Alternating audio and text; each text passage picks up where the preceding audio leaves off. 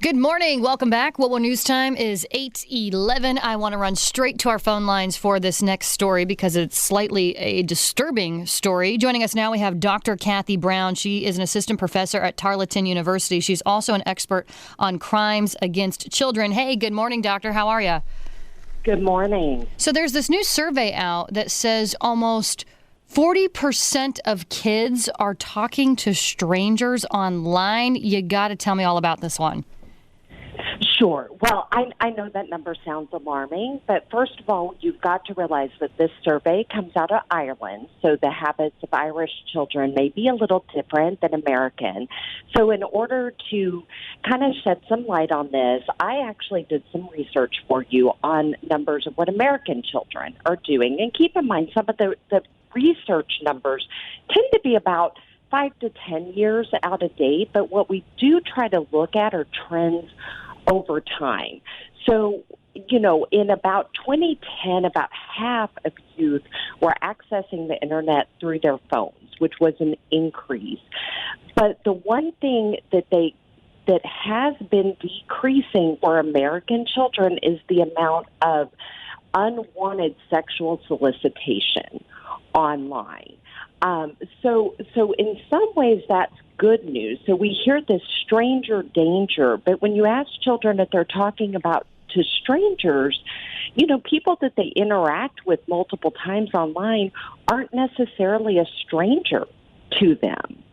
What age kids are we talking about when we say youths and we say kids? Does the survey narrow that down for us? The survey that you're reporting, I think, really was focusing on 13-year-olds. And so generally when you do surveys of youth, they do break things down to younger children and really adolescent and preteen children. And so the good news for parents out there is that some of these behaviors I think we're really worried about, such as stranger danger or unwanted sexual solicitation by adults, does seem to be decreasing. Now, what these surveys are finding is this doesn't really address sending sexual images from one adolescent to another, such as sexting. That is on the increase, and obviously that's problematic. And there is an increase. The only internet crime against children that really has increased is they are seeing bullying really probably moving from a real-time environment into the online environment.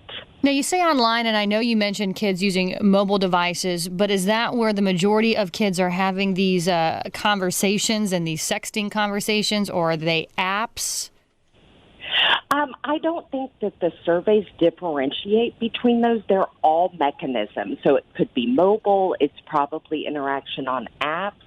A lot of video games nowadays have real-time social media type parts to it where they can interact with other children and other players. So this would probably encompass all of those mechanism. Kind of a scary story. Any advice for parents talking to their kids about stranger danger online?